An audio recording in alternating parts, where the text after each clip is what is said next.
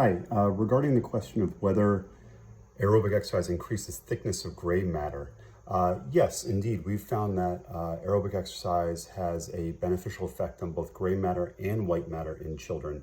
There's far more data on white matter, but what we've seen in gray matter is that higher fit kids have greater gray matter in certain regions and less gray matter, that is more of a sculpting or thinning of gray matter in regions such as the prefrontal cortex, which is involved in executive functioning.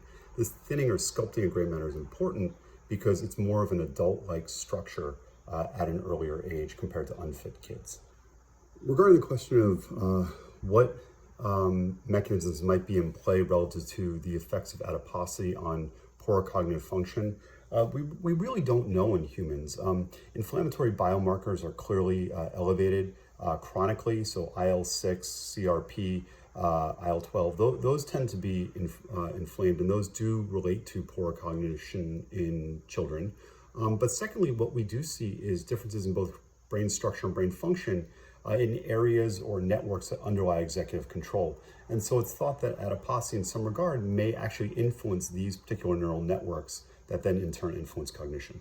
Regarding the question of whether aerobic exercise is necessary to improve cerebral development or cerebral function in kids, no, not at all. We certainly know the most about it, and we know that that aerobic exercise does promote better brain and cognitive health.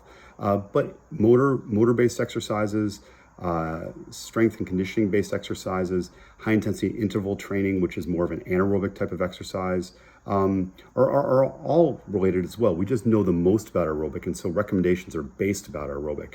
But certainly more research needs to be done in the other areas of exercise.